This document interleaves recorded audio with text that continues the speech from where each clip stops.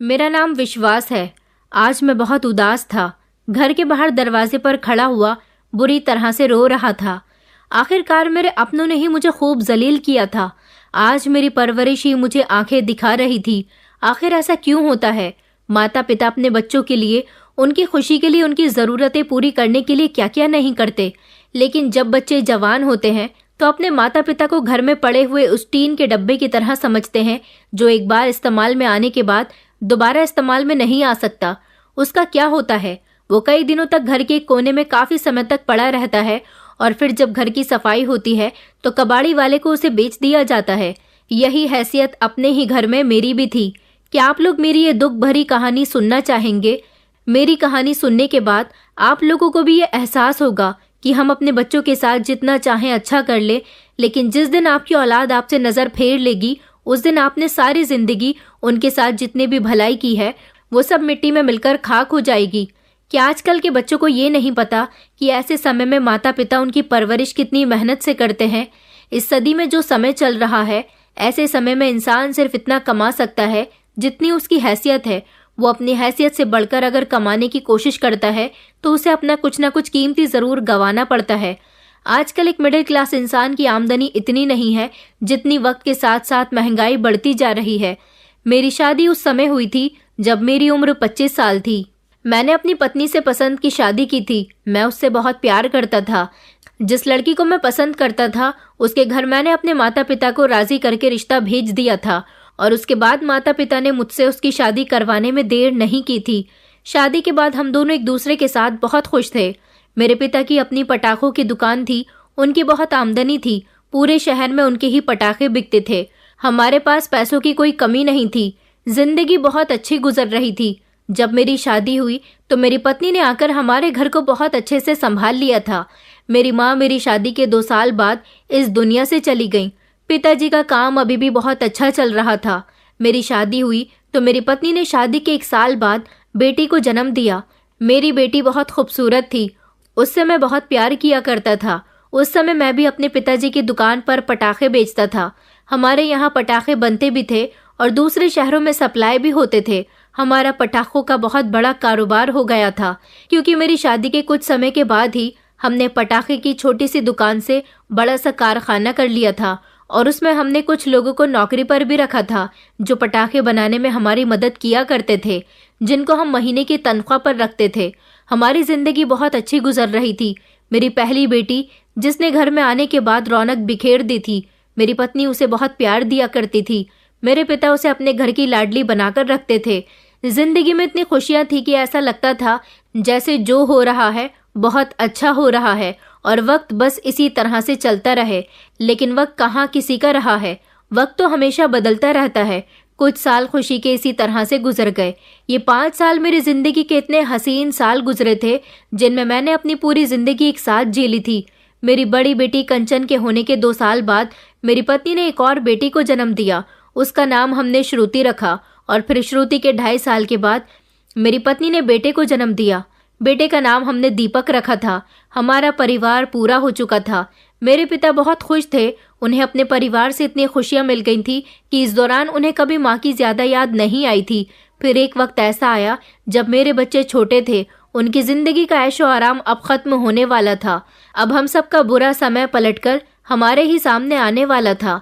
हम सब लोग रात को बड़े सुकून की नींद सोए थे क्योंकि दिन के समय मेरी बड़ी बेटी का बर्थडे था और हमने उसका बर्थडे बड़े अच्छे तरीके से एंजॉय किया था।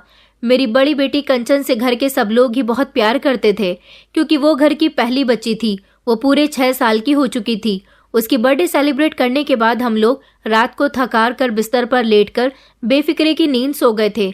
लेकिन सुबह के समय आने वाले एक फोन कॉल ने हमारी पूरी जिंदगी को बदलकर रख दिया था। वो कॉल हमारे कारखाने में काम करने वाले अभिजीत की थी।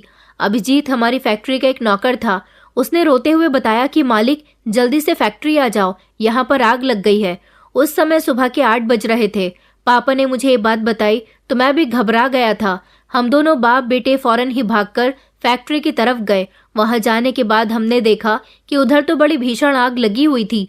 जल्दी से फायर ब्रिगेड की टीम को बुलाया गया। सारा माल जलकर राख हो गया था। सारे पटाखों में आग लग गई थी। यहाँ तक कि आसपास की जगह पर भी काफी नुकसान हुआ था।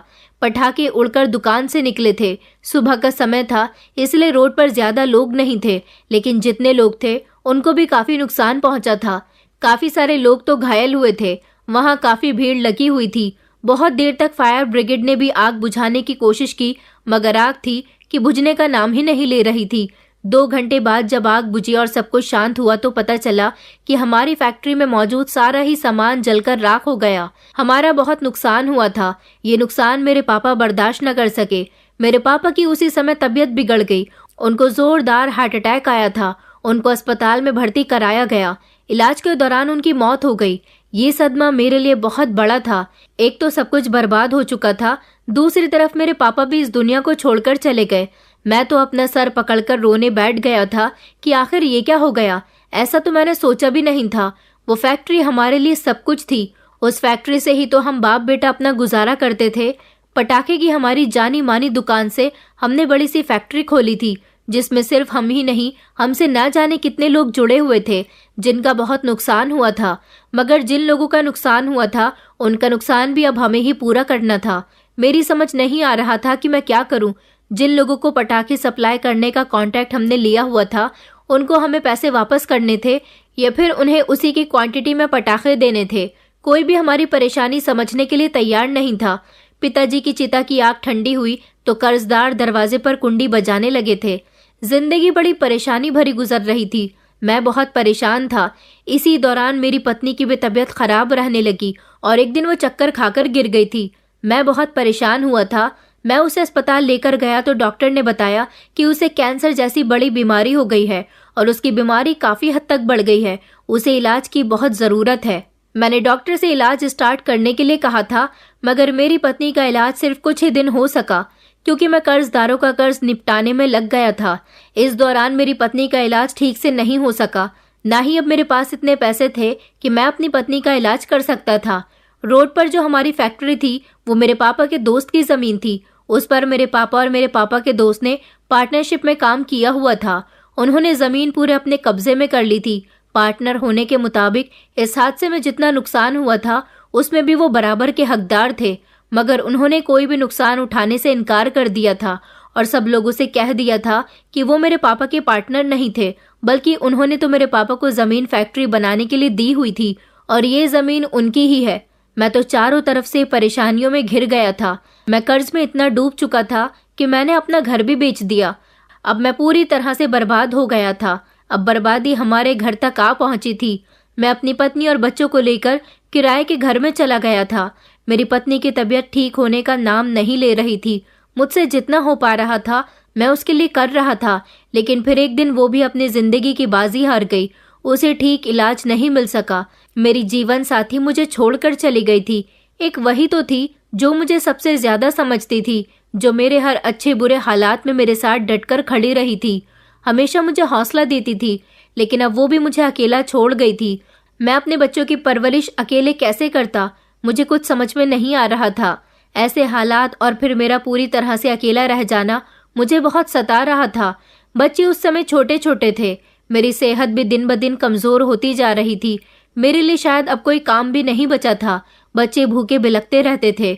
उन्हें भूख लगती थी तो मैं उन्हें कहीं न कहीं से खाने का इंतजाम करके ला देता था। घर से बाहर निकलता तो मुझे कोई ना कोई काम मिल ही जाता था। कभी किसी की गाड़ी से सामान उतार देता तो कभी किसी की गाड़ी साफ कर देता। लोग मुझ पर तरस खाकर मुझे 100 या 50 रुपए दे दिया करते थे। इतने पैसों में मुझ अकेले का पेट नहीं भरता। ऐसे में मैं अपने बच्चों का पेट कैसे भर सकता था? मगर जितना भी होता मैं अपने बच्चों के लिए करता था।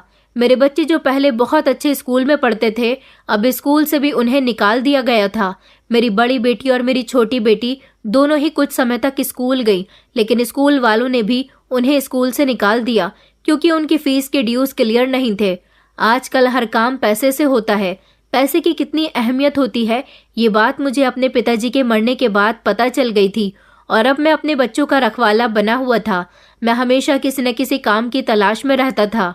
अभी तक मैं किसी ऐसे काम पर नहीं लगा था जिनसे मुझे कुछ पैसे मिल सकते। बस मुझे कोई काम मिल जाता तो उसी काम के पैसों से मैं अपने बच्चों के लिए बाजार से कुछ खाने का सामान लेकर चला जाता था। सारा दिन मेरे बच्चे घर में अकेले रहते थे। मेरी बड़ी बेटी इतनी होशियार हो गई थी कि अपने छोटे भाई का ख्याल रख सकती थी। मगर मेरा छोटा बेटा बहुत परेशान करने वाला था। लेकिन मैं घर में रुकता तो बच्चों के लिए खाने का इंतजाम कहाँ से करता। अपने बच्चों को रोता हुआ छोड़कर मुझे घर से बाहर जाना पड़ता था। कुछ दिन गुजरे तो मैंने जैसे तैसे कुछ पैसों का बंदोबस्त किया और अपने लिए एक रिक्शा खरीद लिया था। ये पैसे मुझे मेरे एक दोस्त ने उधार के तौर पर दिए थे। मैंने उससे वादा किया था कि मैं उसके पैसे जल्द ही चुका दूंगा। अब मैं रिक्शा चलाने लगा था। सारा दिन रिक्शा चलाता और जो पैसे मिलते वो सारे पैसे अपने घर लेकर जाता।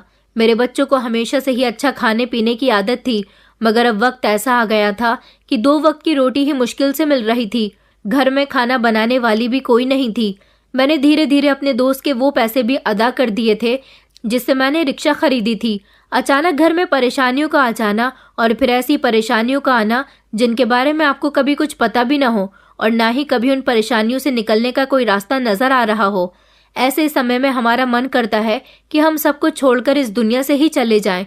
शायद हमारे जाने के बाद हमें परेशानियों से आज़ादी मिल जाएगी। अकेला इंसान तो शायद अपने आप को हर तरह से नुकसान पहुंचा सकता है, मगर जिसके आगे छोटे छोटे बच्चे हों वो तो बहुत मजबूर हो जाता है। वक्त इसी तरह से गुजरता जा रहा था और अब मेरे बच्चे बड़े होने लगे थे। मेरे बच्चे ये बात बहुत अच्छी तरह से जानते थे कि उनके पापा रिक्शा चलाते हैं और इसी रिक्शा की वजह से अभी तक हमारे घर का गुजारा हो रहा था। हम लोग किराए पर रहते थे। हर महीने मुझे किराया भी देना होता था। यही वजह थी कि इतनी मेहनत करने के बाद भी आधी रकम किराए में चली जाती थी, पर बाकी के पैसे बाजार से खाना लाने में खर्च हो जाते थे। धीरे धीरे मेरी बेटी बड़ी होने लगी। जब उसकी उम्र 11 साल हो गई तो उसने घर को बहुत अच्छे से संभाल लिया था, मगर मेरी बेटी को पढ़ने का बहुत शौक था। वो मुझसे कहती थी कि पापा मेरा स्कूल में एडमिशन करवा दो। ऐसी हालत में मैं उसका एडमिशन कैसे करवा सकता था। फिर एक दिन मैंने रास्ते से गुजरते समय देखा कि सरकारी स्कूल में बच्चे पढ़ने के लिए जा रहे थे। मैंने वहां जाकर अपनी बेटी की पढ़ाई की बात की तो उन्होंने कहा कि आपकी बेटी हमारे स्कूल में फ्री में पढ़ सकती है, आपको कोई पैसा नहीं देना होगा। मैंने कभी नहीं सोचा था कि मेरे बच्चे सरकारी स्कूल में जाएंगे, मगर वक्त और हालात हर इंसान को बदलकर रख देते हैं। मैंने अपनी बेटी से कहा कि मैंने तुम्हारे स्कूल में एडमिशन करवा दिया है। वो इस बात से बहुत खुश हो गई थी। उसी को देखकर छोटी बेटी को भी स्कूल जाने की चाह जागने लगी। फिर मैंने अपनी दोनों बेटियों का स्कूल में एडमिशन करवा दिया था, लेकिन अब बेटे का ध्यान कौन रखता। वो अभी छोटा था और स्कूल भी नहीं जा सकता था। मैं बड़ा परेशान था कि मैं क्या करूं। सुबह सवेरे मैं अपनी बेटियों को स्कूल छोड़ने के लिए चला जाता था, लेकिन दोपहर के समय उन्हें फौरन ही घर लेकर आ जाता और उनसे कहता कि अब तुम अपने भाई का ध्यान रखो, मैं अपने काम पर जा रहा हूँ। रात को जब मैं घर वापस आता तो मेरी बेटियां कच्चा पक्का खाना ही बनाकर मुझे खिलाया करती थी, क्योंकि अब मेरी बड़ी बेटी कहती थी कि पापा मुझे खाना बनाने का बहुत शौक है, आप मुझे घर में ही सामान लाकर दे दो, मैं खुद खाना बना लिया करूंगी। इसलिए अब मैंने कंचन के कहने के मुताबिक बाजार से खाना लाना बंद कर दिया था। मुझे बहुत अच्छा लगता था। मेरी बेटी अपने छोटे छोटे हाथों से मेरे लिए खाना बनाया करती थी। मेरी बेटी के खाने में बहुत सारी कमियां होती थी, मगर मैंने कभी उसकी कमियों को जाहिर नहीं किया। इंसान तभी परफेक्ट बनता है जब उसको सराहा जाए, उसे लगे कि वो धीरे धीरे परफेक्ट बन रहा है। उसे थोड़ा और परफेक्ट बनने की ज़रूरत है, और अगर हम अपने बच्चों के कामों में कमियां निकालते रहेंगे तो तंग आकर वो उस काम को करना ही बंद कर देंगे। वक्त के साथ साथ मेरी बेटी जवान हो गई और एक बहुत अच्छी कुक भी बन गई थी। ये समय मैंने बड़ी परेशानी से गुजारा था। सारा दिन रिक्शा चलाता, रात को बदन बहुत दर्द करने लगता था।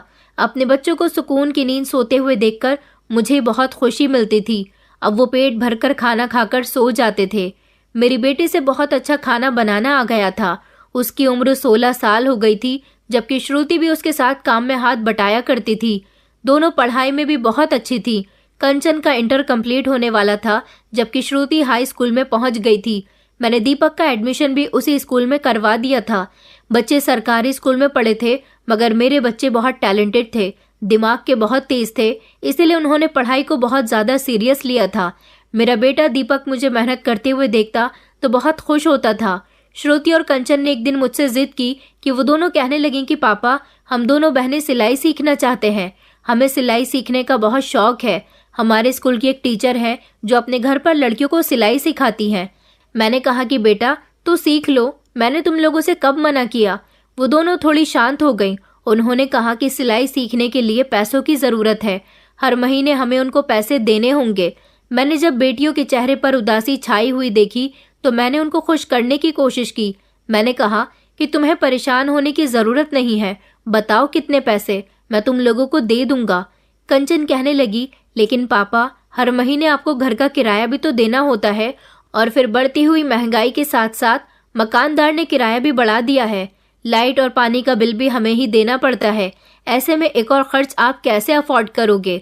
मैंने कहा, बचपन से लेकर अब तक तुम लोगों की सारी जिम्मेदारी मैंने ही तो उठाई है, अब आगे भी उठा लूंगा। मैंने कहा था कि तुम लोग कल से वहां जाना शुरू करो, मैं पैसे दे दूंगा। मेरी बेटियां बहुत खुश हो गई थी। दीपक को मैंने स्कूल भेजने के साथ साथ ट्यूशन पर भी लगा दिया था, क्योंकि श्रुति और कंचन के मुकाबले वो पढ़ाई में थोड़ा कमजोर था। मेरी दोनों बेटियां सिलाई सेंटर सिलाई सीखने के लिए जाने लगी थी। मैं दिन में जितने पैसे कमाया करता था वो सारे ही पैसे गुल्लक में डाल दिया करता था। कई साल हो गए थे, मेरे कपड़े बहुत खराब हो रहे थे। मुझे तो ये भी याद नहीं था कि आखिरी समय मैंने अपने लिए कपड़े कब खरीदे थे। सर्दी होती तो मेरे पास पहनने के लिए स्वेटर तक नहीं था, और कड़कती सर्दी में ही मैं रिक्शा चलाता। मुझे बहुत ठंड लगती थी, मगर मैंने कभी भी अपनी तकलीफ या अपनी कोई परेशानी अपने बच्चों के सामने जाहिर नहीं की, क्योंकि मेरे बच्चों को मेरी फिक्र होने लगती थी। मुझे हमेशा अपने बच्चों की इतनी फिक्र रहती थी कि जब भी सर्दियां आती मैं अपने तीनों बच्चों के लिए फिक्र से स्वेटर ज़रूर लेकर आता था। अगर मेरा कोई बच्चा बीमार हो जाता तो मुझे बहुत परेशानी होती थी, इसलिए मैं अपने बच्चों का बेहद ख्याल रखता था। मैं नहीं चाहता था कि मेरे बच्चों को किसी तरह की कोई परेशानी हो। आखिर ये बच्चे मेरे पास मेरी पत्नी की आखिरी निशानी थे। जब कभी मैं उदास बैठा होता तो मुझे अपनी ज़िंदगी के वो सुहाने दिन बहुत याद आते थे जब मेरे पापा जिंदा थे, और जब मुझे कभी ज़िंदगी की कोई फिक्र ही नहीं थी। ऐसा लगता था जैसे सारी ज़िंदगी इसी तरह से हंसी मजाक में गुजर जाएगी, कभी ज़िंदगी में कोई परेशानी आएगी ही नहीं, कभी मुझे तंगी भी देखनी नहीं पड़ेगी। ये मुझे नहीं पता था, मगर अब सोचता हूँ कि अगर मैं समझदारी से चलने वाला इंसान होता तो शायद ये समय मेरे आगे ना आता, मगर जो ऊपर वाले को मंजूर है होना तो वही है। वक्त इसी तरह से गुजरता रहा और ख्वाहिशें पूरी करने में मुझे तंगी तो बहुत हुई थी, मगर जैसे तैसे मैंने अपनी दोनों बेटियों को सिलाई का पूरा कोर्स करवा दिया था। मेरी बेटियां वक्त से पहले ही सिलाई सीख गई थी, मगर अब उन्हें घर में सिलाई करने के लिए सिलाई मशीन की भी ज़रूरत थी, और मेरी दोनों बेटियों का कहना था कि हम दोनों को अलग अलग सिलाई मशीन चाहिए। मुझे लगा कि सिलाई मशीन ज़्यादा महंगी नहीं आएगी, लेकिन मैंने मार्केट में जाकर जब उसके प्राइस मालूम किए तो मैं चौंक गया था। सिलाई मशीन 5,000 की आ रही थी। इतने पैसे मेरे पास कहाँ से आते? मैं तो कुछ 400-500 रुपये रोज़ कमाया करता था, उसमें भी 100 खर्च होते थे। मेरी समझ नहीं आ रहा था कि मैं क्या करूं। बेटियां मुझसे जिद करने लगी कि सिलाई सीखी है तो घर में सिलाई मशीन से कपड़े सीकर ही उनकी प्रैक्टिस होगी, और तभी वो आसपास के लोगों के भी कपड़े सी सकेंगी। मेरी बेटियां बिल्कुल ठीक कह रही थी। उधर दीपक के ट्यूशन वाले टीचर बार बार मुझसे पैसों की जिद कर रहे थे। पहले ही उन पर 3 महीने के पैसे चढ़ गए थे। समझ नहीं आ रहा था कि मैं क्या करूं। एक दिन मैंने फिर से अपने दोस्त से कुछ पैसे उधार मांगे। उसने कहा कि मेरे पास इतने पैसे नहीं है और मैं तुम्हें इतने पैसे नहीं दे सकूंगा। मैंने कहा कि मैं धीरे धीरे तुम्हारे सारे पैसे चुका दूंगा, मगर वो किसी बड़ी परेशानी में फंसा हुआ था। उस समय उसे भी पैसों की सख्त ज़रूरत थी। ऐसी कंडीशन में वो मेरी मदद नहीं कर सका। उसने मुझे बताया था कि तुम अगर दिन में रिक्शा चलाते हो तो रात को नाइट ड्यूटी कर लिया करो, वहाँ भी तुम्हें ज़्यादा पैसे मिल जाएंगे। मैंने कहा बताओ नाइट ड्यूटी कहाँ करनी है? तो उसने मुझे एक बड़े से बंगले के बारे में बताया था, और उसने कहा था कि वहाँ जाकर तुम मालिक से बात कर लेना। उस मालिक को नाइट ड्यूटी करने के लिए किसी हट्टे कट्टे सिक्योरिटी गार्ड की ज़रूरत है। तुम तो हट्टे कट्टे हो, वहाँ तुम्हें आसानी से नौकरी मिल जाएगी, और मालिक को अगर तुम्हारा काम पसंद आया तो वो तुम्हें दिन की शिफ्ट में भी रख लेंगे। मैंने कहा कि नहीं, मैं दिन में वहाँ नौकरी नहीं करूँगा, रात में ही नाइट ड्यूटी के लिए चला जाऊँगा। मैं उसी समय उसके बताए हुए एड्रेस पर चला गया था। वहाँ मेरी मुलाकात मालिक से हुई। मालिक ने कहा, क्या तुम सारी रात यहाँ पर नाइट ड्यूटी कर सकते हो?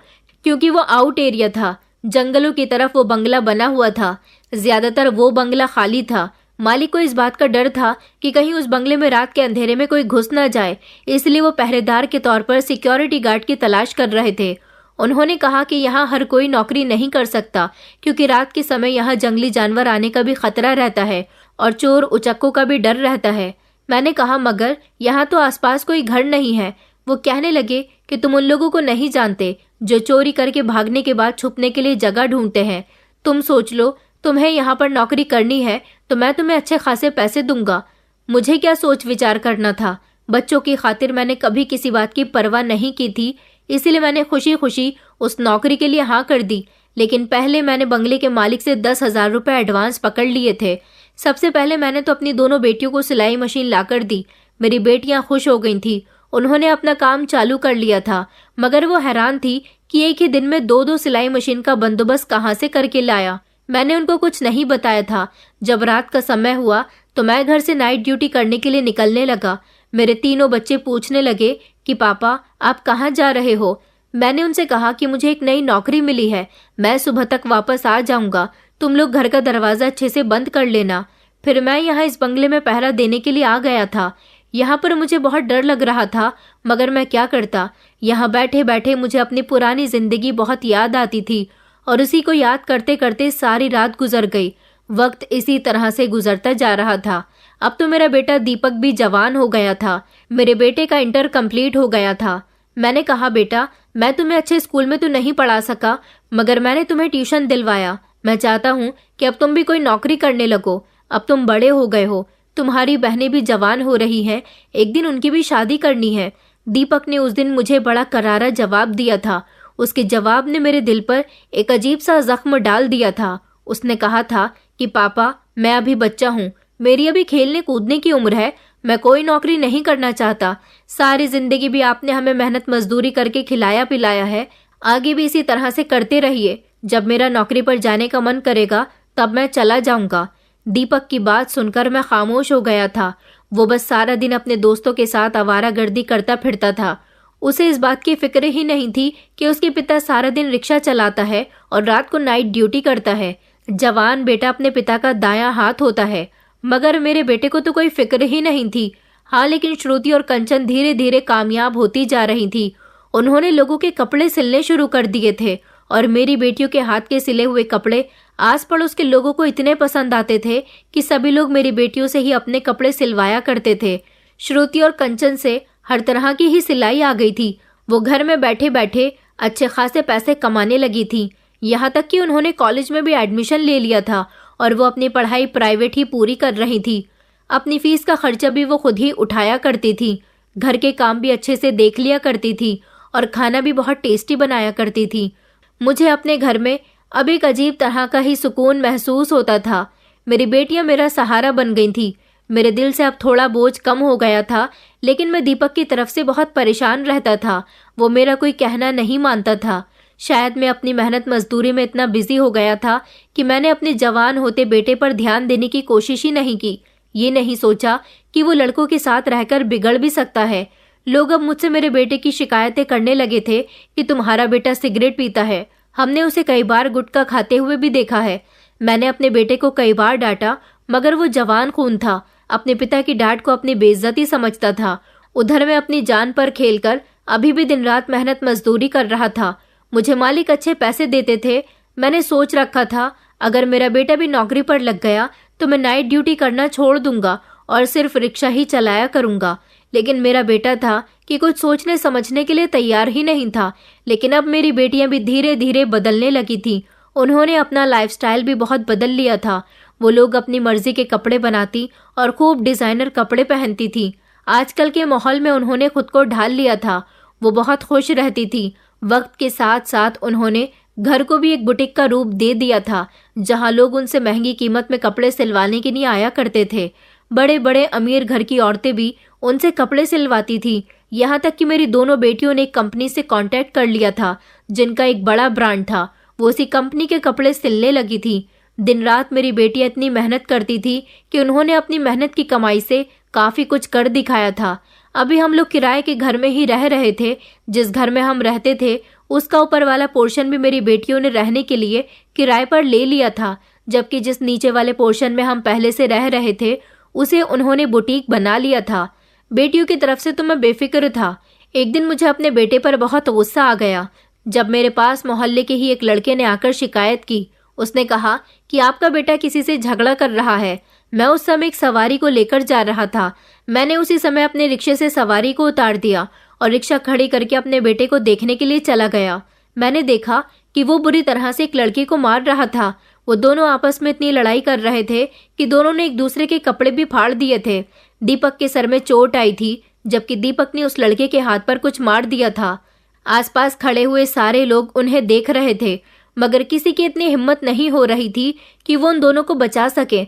मैं जल्दी से भीड़ को चीरता हुआ आगे बढ़ा। मैंने पहले तो अपने बेटे को उस लड़के से अलग किया, उस लड़के को एक तरफ धक्का दिया, जबकि अपने बेटे के गाल पर जोर से थप्पड़ मारा और उसका हाथ पकड़कर उसे घर ले आया था। मैंने घर आकर दीपक को बहुत बातें सुनाई थी। मैंने कहा कि मुझे तुमसे ऐसी उम्मीद नहीं थी। मैं तुम्हें किसी मकाम पर देखना चाहता हूँ, मगर तुम हो कि तुम्हें आवारागर्दियों से ही फुर्सत नहीं मिलती। मैंने उसके गाल पर एक और थप्पड़ मार दिया। इस बार उसने कहा कि अब मैं आपके थप्पड़ और बर्दाश्त नहीं कर सकता पापा, मैं ये घर छोड़कर ही जा रहा हूँ। उस समय मैं भी बहुत गुस्से में था। मेरी दोनों बेटियों ने उसे रोकने की कोशिश की, मगर वो नहीं रुका। जब औलाद सर पर चढ़कर नाचने लगती है तो उसे नीचे उतारने का हुनर हमें आना चाहिए। मगर मैंने तो अपने बच्चों के लिए क्या कुछ नहीं किया था। जब मैं अपने बेटे को बिगड़ता हुआ देख रहा था तो मुझे बहुत तकलीफ हो रही थी। उसे मेरी बेटियों ने लाख रोकने की कोशिश की, उसके बावजूद भी वो चला गया। सारी रात वो घर से बाहर रहा था। मुझे उसकी फिक्र हो रही थी। मैं चाहता तो उसे तलाश कर सकता था, लेकिन मैं उसकी फिक्र उसके सामने जाहिर नहीं करना चाहता था। मैं नहीं चाहता कि उसे लगे कि उसका पिता कमजोर हो गया। 2 दिन तक मेरा बेटा गायब रहा। जब मैंने उसके दोस्तों से उसके बारे में पता निकाला तो उसके दोस्तों ने बताया कि वो सही सलामत दिल्ली पहुंच गया है और वहां जाकर उसने कोई नौकरी भी ढूंढ ली है। उसके दोस्त की बात सुनकर मैं बेफिक्र हो गया था कि भले ही मेरे बेटे ने अपने लिए ही सही, मगर अब जिम्मेदारी का एहसास तो होगा। इधर मेरी बेटियों ने भी उसे कॉल करके पूछ लिया था कि तुम कहाँ हो और कैसे हो, तो उसने बताया था कि वो बिल्कुल ठीक है, वो नौकरी कर रहा है, मगर अपनी नौकरी का 1 रुपया भी वो इधर नहीं भेजेगा और ना ही खुद कभी वापस लौटकर यहाँ आएगा। मैंने सोचा कि अभी भी वो गुस्से में है, धीरे धीरे उसका गुस्सा ठीक हो जाएगा तो खुद घर वापस आ जाएगा। मैंने उसकी तरफ से फिक्रमंद होना बंद कर दिया था, लेकिन अब मेरी बेटियों का असली रूप भी धीरे धीरे मेरे सामने आने लगा था। मेरी बेटियों ने अपने आप को बदल लिया था, अपने पहनने ओढ़ने का ढंग, खाने पीने का ढंग, यहाँ तक कि घर को भी वो धीरे धीरे चेंज करती जा रही थी। उनका कहना था कि अब वो काफी हद तक काबिल हो चुकी हैं, उनके बड़े लोगों के साथ उठना बैठना होने लगा है, इसलिए अब वो गरीबों जैसी जिंदगी क्यों गुजारे, वो अपने आप को कितना ही बदल ले, मुझे इस बात से कोई दिक्कत नहीं थी। लेकिन जब कंचन और श्रुति ने मुझसे कहा कि पापा आपको अब नौकरी करना छोड़ देना चाहिए, अब आपको मेहनत करने की कोई ज़रूरत नहीं है, अब आपकी बेटियां हैं जो इस घर का बोझ आसानी से उठा सकती हैं। मेरी बेटियों ने जब मुझसे ये बात कही तो मैं बहुत खुश हुआ था। मैंने नाइट ड्यूटी करना बंद कर दिया था। अब मैं रात को सुकून की नींद सोता था। कई सालों से मेरी नींदें तक पूरी नहीं हुई थी, मगर अब मैं रात को जब थक हार कर लेटता तो मुझे बड़े सुकून की नींद आती थी। मैंने अभी तक अपना रिक्शा चलाना नहीं छोड़ा था। उन दिनों गर्मियों के दिन थे। मैं अपना रिक्शा ज्यादातर घर के सामने ही खड़ी करता था। ये बात तो मेरी बेटियां बहुत अच्छे से जानती थीं। उस दिन भी जब मैंने अपनी रिक्शा घर के सामने खड़ी की और मैं घर के अंदर अपने अंगोछे से चेहरे पर आता हुआ पसीना साफ करके दाखिल हुआ तो मेरी बेटियों ने मेरे साथ बड़ा ही अजीब सा रिएक्ट किया। शायद उनकी कोई कस्टमर आई हुई थी, इसलिए मेरी बेटियों ने मुझे इग्नोर करने की पूरी कोशिश की, मगर मैं नीचे ही रखी हुई कुर्सी पर बैठ गया था। मैंने श्रुति को आवाज लगाई और उससे कहा कि बेटा मुझे एक गिलास पानी ला दो, बाहर बहुत गर्मी हो रही है। मुझे ये देखकर हैरानी हुई कि श्रुति ने मेरी बात को नजरअंदाज कर दिया था और वो अपने कस्टमर के साथ लगातार बातें करती रहीं। वो 2 औरतें थीं, वो भी मुझे बड़ी ही गौर से देख रही थीं। उन्होंने कंचन से पूछा कि कंचन ये आदमी कौन है। मेरी बेटी ने उन्हें ऐसा जवाब दिया था जिसे सुनकर मेरे होश उड़ गए थे। कंचन ने कहा कि ये हमारे पड़ोस में ही रहते हैं, रिक्शा चलाते हैं, हमारा माल दुकान तक देकर आते हैं और कभी कभी हमारे यहाँ पानी पीने के लिए आ जाते हैं। इस बात पर उस औरत ने खुश होकर कहा कि ये तो बहुत अच्छी बात है, हमेशा गरीबों की मदद करनी चाहिए। मेरी बेटी ने भले ही उस औरत से खामोशी से ये बात कही थी, मगर मैंने कंचन की कही एक एक बात को सुन लिया था। मुझे बड़ी शर्मिंदगी महसूस हुई थी। मैं बिना पानी पिए ही खामोशी से वहां से चला आया था। मैंने घर के बाहर लगी हुई टंकी से पानी पिया और फिर मैं अपने ऊपर वाले पोर्शन में चला गया था। उस दिन मेरी आंखों में आंसू आ गए थे। मेरी बेटियों ने उस औरत से झूठ क्यों कहा? उन्होंने क्यों नहीं बताया कि ये आदमी हमारा पिता है? मुझे आज तक सारी जिंदगी अपनी गरीबी का एहसास नहीं हुआ था, लेकिन उस दिन रह रहकर एहसास हो रहा था कि मैं गरीब हूँ। थोड़ी देर गुजरी तो मेरी बेटियां ऊपर आ गई थी। मैंने अपनी बेटियों से कुछ नहीं कहा था, लेकिन रात के समय मेरी बेटियों का यही कहना था कि पापा, आपको रिक्शा चलाना छोड़ देना चाहिए। हमने आपसे कहा था ना, लेकिन आपने अभी तक रिक्शा चलाना नहीं छोड़ा। मैंने कहा कि तुम लोगों ने मुझसे नौकरी छोड़ने को कहा था, मैंने नौकरी छोड़ दी। वो कहने लगी, मगर आपको रिक्शा चलाना भी छोड़ना था। मैंने कहा कि मैं ऐसा नहीं करूँगा। तो श्रुति कहने लगी कि पापा, क्यों आप ऐसा क्यों नहीं करोगे? हम हैं ना इस घर को चलाने के लिए। हम मेहनत करते हैं तो जहां हम अपना गुजारा करते हैं आपका भी कर लिया करेंगे। श्रुति की बात सुनकर मैंने आंखें फैलाकर उसे देखा था कि आज मेरी ही औलाद इस तरह की बातें कर रही थी। मैंने कहा कि बेटा, मुझे ऐसा क्यों लगता है कि तुम दोनों उम्र से भी ज्यादा बड़ी हो गई हो। आखिर तुम लोग कहना क्या चाहती हो? मैं रिक्शा चलाना छोड़ दूं? मैं रिक्शा चलाना कभी नहीं छोड़ूंगा।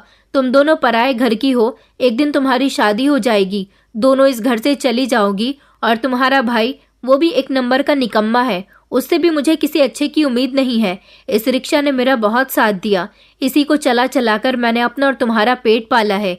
ये मेरी रोजी रोटी है, मैं इस रिक्शा को नहीं बेचूंगा। तुम जब यहाँ से चली जाओगी तब भी ये मेरा सहारा बनेगा।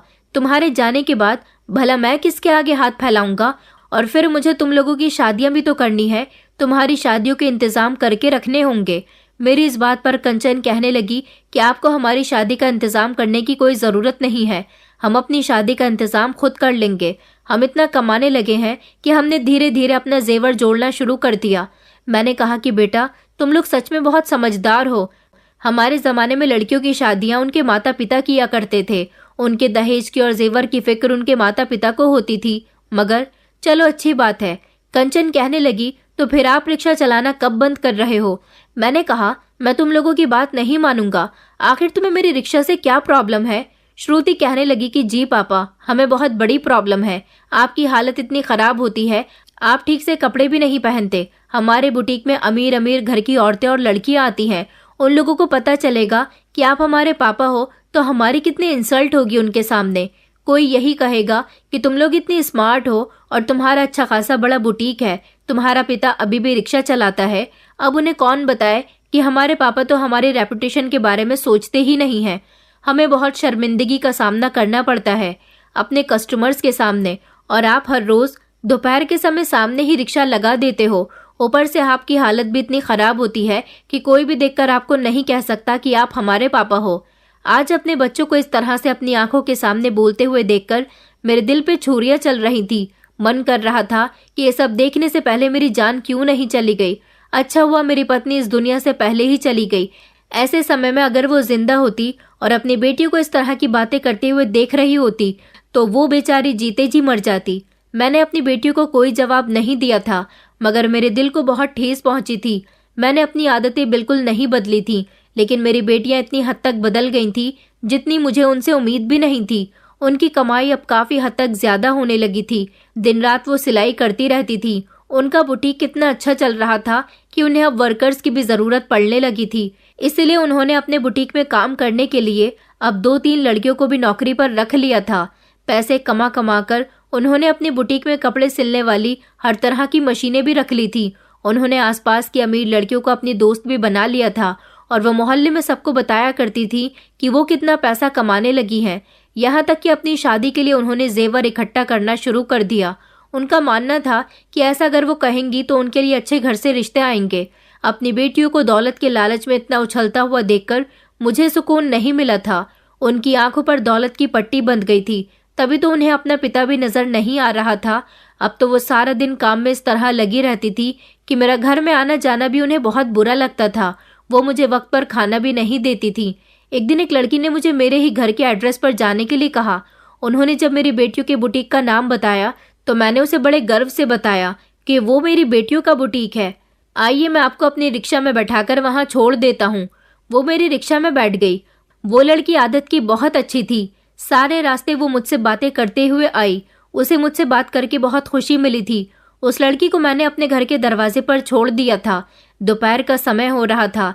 मैंने सोचा कुछ देर घर में आराम भी कर लूंगा। वो लड़की बुटीक के अंदर चली गई, जबकि मैं अपने ऊपर वाले पोर्शन में चला गया था। थोड़ी ही देर गुजरी थी कि मेरी बेटी अपना मुंह बनाते हुए ऊपर आई और कहने लगी कि पापा आखिर ये क्या हरकत है। मैंने उन्हें चौंक कर देखा और कहा कि कौन सी हरकत, कैसी हरकत, क्या हो गया। उन्होंने कहा कि आज आपकी वजह से हमारी बहुत इंसल्ट हुई है। आज जो लड़की यहाँ आपके रिक्शा में हमारे बुटीक आई थी, उसके सामने हमारे बहुत अमीर कस्टमर बैठे हुए थे। उसने वहाँ सब लोगों के सामने कहा कि मैं तुम्हारे पापा के रिक्शा में आई हूँ, तुम्हारे पापा बहुत अच्छे हैं, तुम लोगों को अपने पापा का ख्याल रखना चाहिए। आपको क्या लगता है कि हम आपका ख्याल नहीं रखते? अरे हम भी तो यही चाहते हैं कि आप अपना रिक्शा चलाना छोड़ दो और घर में बैठो। हम इस घर को चलाने के लिए काफ़ी हैं, मगर आपको हमारी बात समझ ही नहीं आती। बस आप दुनिया वालों के सामने हमें जलील करवाना चाहते हो। मेरी बेटियां मुझ पर ऐसे भड़क रही थी जैसे मैंने कुछ गलत कर दिया हो। मैं अपनी सफाई पेश करने लगा। तभी श्रुति ने कहा कि पापा अब तो ये आप इस घर में रहोगे या फिर हम लोग इस घर में रहेंगे। अपनी मनमानियों की वजह से आप दीपक को भी घर से निकाल चुके हो। वो अभी तक यहाँ नहीं आया और अब आप क्या चाहते हो कि हम भी इस घर से चले जाएं? तो हम भी इस घर से चले जाएंगे, आप यहाँ पर अकेले ही रहना। मैंने कहा कि ये तुम लोग क्या कह रही हो? मैंने कभी तुम लोगों का बुरा नहीं चाहा। अगर बुरा चाहना होता तो सारी जिंदगी तुम लोगों के लिए इतनी मेहनत न करता और तुम आज जिस मकाम पर आने के बाद अपने पिता के सामने खड़े होकर बोल रही हो, शायद आज तुम्हारी ये हैसियत न होती। वो दोनों कहने लगी कि आपने हमारे लिए कुछ इतना भी स्पेशल नहीं किया। दुनिया के माता पिता अपने बच्चों के लिए मेहनत मजदूरी करते ही है। उसकी बात पर कंचन कहने लगी कि पापा श्रुति ठीक कह रही है, हम इस घर में अब नहीं रहेंगे, हम दूसरा घर रेंट पर ले लेंगे और वहाँ अपना बुटीक भी खोल लेंगे, यहाँ पर आप रहो। मैंने कहा कि रुको बेटा, तुम्हें यहाँ से जाने की कोई ज़रूरत नहीं है। मैंने तुम लोगों के लिए कुछ नहीं किया ना, मैं तुम्हारी बात कभी नहीं मान सकता। अभी तुम लोगों की ये हाल है तो बाद में तुम लोग मेरे साथ ना जाने क्या करोगे। मुझे उस रिक्शा में अपनी मेहनत और अपनी मेहनत का वो बीता हुआ समय आज भी याद आता है, जब मेरी तबीयत खराब हुआ करती थी। रिक्शा चलाने का मेरा मन नहीं करता था, मगर फिर भी तुम लोगों का पेट भरने के लिए मैंने उसे चलाया। मैं ही इस घर से चला जाता हूँ। अजीब बात ये थी कि जब मैं घर से जाने के लिए निकलने लगा तो मेरी बेटियों ने मुझे रोकने की भी कोशिश नहीं की कि उन्हें अपने आप पर बहुत घमंड था। मैं घर को छोड़कर घर से निकल गया था। मुझे उस दिन बहुत रोना आया था। अपनी पुरानी जिंदगी, अपने माता पिता, अपनी पत्नी बहुत याद आई थी। मैं आसमान की तरफ देखकर भगवान से यही सवाल कर रहा था कि क्या मेहनत से औलाद की परवरिश करने से औलाद बड़े होने के बाद ऐसी हो जाती है? अगर मुझे जिंदगी में भगवान तुम्हें ऐसा ही दिखाना था तो मुझे बेऔलाद रखते। मैं अकेला होता और बुरे हालातों का सामना कर रहा होता तो शायद मुझे इतनी तकलीफ न होती जितनी आज अपनी बेटियों के इस तरह से बात करने पर हो रही थी। मुझे ना जाने क्यों अपने बच्चों से हमदर्दी महसूस होने लगी। हमदर्दी इसीलिए क्योंकि वो लोग मेरे साथ जो कर रहे थे वो नफरत के काबिल नहीं था। वो उनके लिए वो समय था जिस पर उन्हें अपना घमंड साबित करना था और वो अपना घमंड खूब साबित कर रहे थे। 2 दिन और 2 रातें मैं घर से बाहर रहा। खाना तो मैंने बाजार से लेकर खा लिया था, मगर मुझे अपनी बेटियों की परवाह हो रही थी। वो अब घर में अकेली रह गई थी। ना तो मेरा बेटा घर में था और ना ही मैं। जिस दिन मैं घर से निकला था उस दिन मैं बहुत रोया था। मुझे घर से निकलते हुए और रोते हुए देखकर आसपास के लोग तरह तरह की बातें कर रहे थे। अब ये बात सबको पता चल गई थी कि अब मेरी दोनों बेटियां घर में अकेली रह गई हैं। ऐसा नहीं था कि घर से निकलने के बाद मैंने अपनी बेटियों का ध्यान रखना बंद कर दिया था। मैं दिन में 2 बार घर के पास से चक्कर लगाकर आता था। मेरा सारा समय सड़कों पर अपनी रिक्शा में बैठकर ही गुजर रहा था। भूख प्यास लग रही थी, मगर क्या करता, घर नहीं जा सकता था। तीसरा दिन आया तो मुझे बड़ी अजीब खबर मिली। हमारे मोहल्ले के एक आदमी से मेरी मुलाकात हुई तो उसने मुझे बताया कि रात तुम्हारे घर में बड़ा बुरा हादसा हुआ है। मैं उसकी बात सुनकर घबरा गया। मैंने कहा, कौन सा हादसा, कैसा हादसा, क्या हो गया? वो कहने लगा, अरे तुम्हारे घर में रात चोर घुस आए थे और वो चोरी करके ले गए। कल रात की ही तो बात है। अपने घर जाओ और अपनी बेटियों को संभालो, उनकी हालत बड़ी खराब हो रही है। चोरों ने घर में कुछ भी नहीं छोड़ा। मैं उसी समय घर के लिए रवाना हुआ था। मैंने घर जाकर देखा तो मेरी बेटियां बुरी तरह से रो रही थी। मुझे देखकर उन दोनों ने झट से मुझे अपने गले से लगा लिया। कहने लगी कि पापा, चोर सब कुछ ले गए। मैंने कहा कि बेटा क्या हुआ है? चोरों ने तुम्हें तो कोई नुकसान नहीं पहुंचाया ना? कंचन और श्रुति का रोता हुआ चेहरा देखकर मेरा दिल नरम पड़ गया था। मैं पिता था। बचपन से लेकर अब तक मैंने उन्हें पाला पोसा था। भला मैं उनसे कब तक नाराज रह सकता था? मेरी नाराजगी तो सिर्फ दिखावे की थी। उन दोनों के पास जब से ज्यादा पैसे आने लगे थे, वो अपने पैसों का बहुत शो ऑफ करती थी और इसी शो ऑफ ने उनको आज इस बर्बादी के मकाम तक पहुंचा दिया था। दरअसल मेरे घर से निकलने के बाद ये बात मोहल्ले में फैल गई थी कि इन लड़कियों ने अपने पिता को घर से निकाल दिया और भाई भी काफी समय से दिल्ली में रह रहा है। और तो और ये लड़कियां बुटीक से मोटी कमाई कर रही हैं, इनके पास काफी कुछ होगा। इसलिए कुछ लड़कों ने रात के अंधेरे में चोरी करने का प्लान बनाया। उन्होंने सोचा कि ये अकेली लड़कियां कुछ नहीं कर सकेंगी। मेरी बेटियां उस समय गहरी नींद में सो रही थी जब चोर छत से नीचे आए और घर की अलमारी और जिस तिजोरी में वो पैसे रखती थी वो भी खाली करके चले गए। यहाँ तक कि उन्होंने जो जेवर अपने लिए इकट्ठा करना शुरू किया था वो जेवर भी वो लोग ले गए थे। मेरी बेटियों के पास अब जुड़ा हुआ कुछ भी नहीं बचा था। जिस दौलत पर वो उछल रही थी वो सारी दौलत चोर ले गए थे। अब उन्हें दोबारा से मेहनत करनी थी। ये पैसे जेवर उनके कई सालों की मेहनत की कमाई थी। मेरी बेटियां मुझसे अपने किए की माफी मांगने लगी। मैंने अपनी बेटियों को माफ कर दिया था। उन्हें एहसास हो गया था कि उन्होंने भी तो अपने पिता को घर से निकाल दिया, यहाँ तक कि अपने पिता के साथ बदतमीजी भी की थी। ये सब उनकी बदतमीजी का ही नतीजा है। पहले भले ही मैं नाइट ड्यूटी किया करता था, लेकिन लोगों को इतना पता होता था कि घर में मर्द है, मैं रात को किसी भी समय घर पर आ सकता हूँ। मेरा बेटा भी घर में मौजूद होता था, लेकिन अब तो घर में कोई भी मर्द नहीं बचा था। मुझे तो मेरी बेटियां घर से निकाल चुकी थीं। इस बात का फायदा उठाकर मोहल्ले के ही कुछ लड़कों ने ये काम किया था, मगर आज तक ये पता नहीं चल सका कि वो चोरी किसने की थी। मेरी बेटियों ने दोबारा से मेहनत करनी शुरू कर दी और अब की बार उन्होंने मुझसे वादा किया था कि वो दुनिया के सामने गर्व से बताएंगी कि मैं उनका पिता हूँ। क्योंकि जब वो अपने पैसों से चोरी होने पर रो रही थी तब मैंने उनको तसल्ली दिलाई थी और कहा था कि तुम लोग दोबारा से वही मेहनत करो और सब कुछ दोबारा से हासिल कर लो। और सबसे अच्छी बात यह है कि तुम दोनों को कोई नुकसान नहीं पहुंचा। अगर तुम दोनों को कोई नुकसान पहुंच जाता तो शायद मैं खुद को कभी माफ ना करता। मैंने अपनी बेटियों को समझाया, तुम्हें फिर से थोड़ा वक्त लगेगा, लेकिन धीरे धीरे सब कुछ ठीक हो जाएगा। मेरी बेटियों ने दोबारा से अपनी बुटीक को स्टार्ट कर लिया था और फिर से वो पैसे कमाने लगी। सब कुछ धीरे धीरे फिर से बेहतर हो गया था। कुछ दिन गुजरे तो मेरा बेटा भी शर्मिंदा होते हुए घर वापस आ गया था। उसे घर के दरवाजे पर देखकर मुझे बहुत गुस्सा आया था, लेकिन वो शर्मिंदा था, मेरे आगे हाथ जोड़ने लगा। वो दिल्ली में जहाँ नौकरी करने के लिए गया था वहाँ उसके साथ बहुत बुरा सलूक किया गया था। वो मुझसे गिड़गिड़ाकर माफी मांग रहा था। मैंने भी उसे माफ कर दिया। मेरे बेटे ने नौकरी पर जाना शुरू कर दिया। धीरे धीरे मेरे बच्चे सुधर गए। मैं बहुत खुश हुआ था, लेकिन उन्हें अपनी गलतियों का एहसास तभी हुआ जब उन्हें ठोकर लगी। मेरी बेटियों के लिए भी मैंने रिश्ते तलाश करने शुरू कर दिए थे। मेरे बेटे की अच्छी नौकरी लग गई थी, वो मुझे सैलरी लाकर दिया करता था। अब वो काफी हद तक सुधर गया था, क्योंकि उसे लगता था कि घर से दूर जाकर वो अपनी मर्जी चला सकता है, मगर माता पिता ही अपने बच्चों के ऊपर नजर रखते हैं, उनको हर तरह की मुसीबतों से बचाने की कोशिश करते हैं। मेरे बेटे को ऐसा लगता था वो बड़ा हो गया है तो वो हर मुसीबत से अकेला ही भिड़ जाएगा, मगर जिस जगह वो जाकर फंस गया था वहां से वो बड़ी मुश्किल से निकल कर आया था। शायद ये मेरी दुआओं का नतीजा था जो मेरे बच्चे सुधर गए और उन्हें अपनी अपनी गलतियों का एहसास हो गया। पहले मैंने अपने दोनों बेटियों की शादियां कर दी। भगवान की कृपा से मेरी बेटियों के रिश्ते भी अच्छे घर से आए थे। मेरी बेटियां बहुत टैलेंटेड थी, उनके हुनर उनके काम आया था। इधर मेरी बेटियों ने जो अपने हाथों से बुटीक बनाया था वो अभी भी ऐसा ही था, लेकिन जो लड़की मेरी बेटियों के पास नौकरी करने के लिए आती थी, इस लड़की को मेरी बेटियों ने अपने भाई के लिए पसंद कर लिया और कुछ समय के बाद मैंने अपने बेटे की शादी उसी लड़की से करवा दी। उस लड़की ने मेरी बेटियों के बुटीक को दोबारा से चालू कर दिया और अब मेरा बेटा नौकरी करता है, बहू बुटीक चलाती है, जबकि बेटियां अपने ससुराल में खुश रहती हैं। मेरा बेटा चाहता है कि अब मैं कोई काम ना करूं। उसने कहा है कि अब आपकी बहू और आपका बेटा है घर चलाने के लिए, मैं सब कुछ ठीक कर दूंगा। आपने सारी जिंदगी हम तीनों भाई बहन के लिए बहुत कुछ किया।